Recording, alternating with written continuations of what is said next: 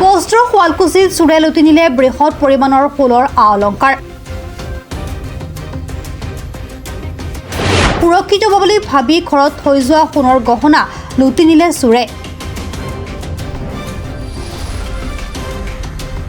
শুৱালকুছিৰ হাতীসত্ৰত সংঘটিত হৈছে এক বৃহৎ চুৰিকাণ্ড। চোৰে লুটি লৈ গ'ল প্ৰায় 40 লাখতকৈও অধিক টকাৰ সোণৰ অলংকাৰ। নিৰ্মলা দাস নামৰ এগৰাকী বৃদ্ধা মহিলাৰ ঘৰত চোৰে চলালে এই তাণ্ডৱ। উল্লেখ্য যে মহিলাগৰাকীৰ 3গৰাকী পুত্ৰ চাকৰি সূত্ৰে গাঁৱৰ বাহিৰত থাকে। দুই বোৱাৰীয়ে ভাবিছিল মহানগৰী বা বাহিৰৰ ঠাইতকৈ নিজৰ গাঁওখনৰ ঘৰতে তেওঁলোকৰ কষ্ট উপাৰ্জিত অলংকাৰসমূহ অধিক সুৰক্ষিত হৈ থাকিব। কিন্তু চোৰে এই সুযোগৰে বুজ ল'লে। পৰিয়ালটোৰ সমস্ত ভৰসা আৰু সপোন মষিমূৰ কৰি লুটি লৈ গ'ল 40 লক্ষাধিক মূল্যৰ সোণৰ অলংকাৰ। ভুক্তভোগী পৰিয়ালে ইতিমধ্যে শুৱালকুছি আৰক্ষী থানাত দাখিল কৰিছে এজাহাৰ। এজাহাৰৰ ভিত্তিত আৰক্ষীয়ে ক্ষীপ্ৰতাৰে আৰম্ভ কৰিছে তদন্ত। এতিয়া গম পালে আপোনালোকে আপোনাৰ ঘৰত যে এই চুৰি হৈছে? গম পালো মানে কালি মই নিজৰ কাৰণে আৰু একযোৰ বেলেগ সৰু কাণফুলি পিন্ধাৰ কাৰণে মই বোলো একযোৰ ডাঙৰযোৰ পিন্ধি আছিলো, এতিয়া যোৰ সৰু চাই পিন্ধো এনেকে বুলি চালো মোৰ গডৰেজটো খুলি মোৰ কাণফুলিযোৰ চাওঁতে কি মই মোৰ যোৰ দেখা নাপায়। মই ইহঁতৰ বিলাও চালো, তাৰপিছত ইহঁতৰ মোৰ ডাঙৰ বোৱাৰীৰ 3যোৰ নেকলেচ নাই একেলগে, 3যোৰ কাণফুলি, তাৰপিছত যায় আৰু সেইখিনিয়ে মাজু বোৱাৰীটোকৰ নেকলেচ, মোৰ নিজৰ নেকলেচ, এইবিলাক একো নোহোৱা হৈ আছে, চব খালী খালী হৈ আছে। কিমান সোণ আছিল এইটো আন্দাজত নাজানো আৰু এতিয়া। সিহঁতৰতো ডাঙৰ বোৱাৰীতে নতুনকে একদম গৈছিল দেউৰেকৰ বিয়াত, মোৰ মাজু ল'ৰাটোৰ বিয়াত, সেইডালতো বহুত সোণ দি কিনিছে, কিমান ময়ো নাজানো এতিয়া। বাকী একদম তাৰ মাকহঁতক দিয়া, আমাৰ ঘৰৰ পৰা দিয়া, এনেকে 3ডাল নেকলেচ, মোৰ একডাল নেকলেচ আৰু কাণফুলি কেইযোৰমান। ঘৰত মই জানো ল'ৰা কেইটা মোৰ বাহিৰত থাকে, সিহঁতে গুৱাহাটীত থাকে, দুটা মাজুলীত থাকে। মাজুটো চাকৰি সূত্ৰে সিহঁত তাতে থাকে। শনিবাৰে সৰু ল'ৰাটো আহে প্ৰত্যেক শনিবাৰে, আৰু ডাঙৰটো মাজে মাজে আহি থাকে। আৰু মাজুটো আৰু গলে আহিব নোৱাৰে।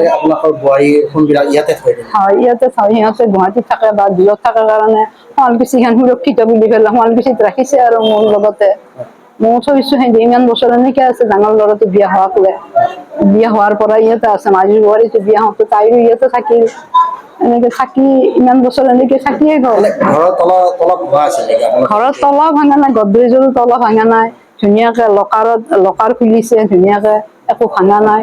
আৰু মই যেনেকে মোৰ বস্তুখিনি মই যেনেকে সুৰক্ষিত কৰি ৰাখো, মানে ঠিক এজ ইট ইজ তেনেকে আছে। মানে চালি কোনে গম নাপায় যে এইখিনি বস্তু চুৰ কৰি নিছো। মই এনে গডৰেজটো খুলি মই নাজানোৱে কেনেকে, মোক লাগা হোৱাৰ কাৰণেহে মই চাৱাৰ কাৰণেহে মই মানে নোহোৱা দেখা পালো। আমি দেখিছো তাত সেইযোৰ দেখোন থৈ গেল, মোক পিন্ধিবৰ কাৰণে থৈ গেল নেকি সেই দুইপাত, মৰম কৰিলে সেই দুইপাত। মোৰ তো নেকলেচডাল নাই, কাণফুলিযোৰ আছে।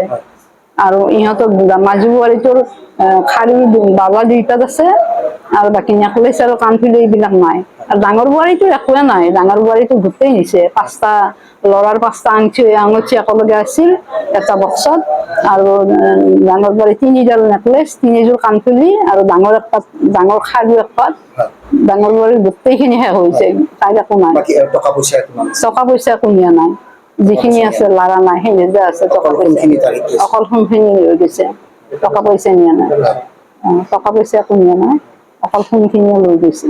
তথাপিও আপোনাৰ নিৰ্ধাৰণ কিমান মান টকাৰ হ'ব? মোৰ নিৰ্ধাৰণ 50 হয়তো বেছি হ'ব পাৰে, কম নহয়। তেওঁ 40 ধৰক, আৰু 40-50ৰ ভিতৰত, 40-50 লাখৰ ভিতৰত আগৰ সোণো আছিল মোৰ।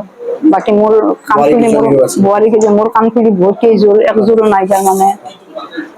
মই এতিয়া পিন্ধিবলৈ নাই, মাত্ৰ একযোৰ থৈ গৈছে।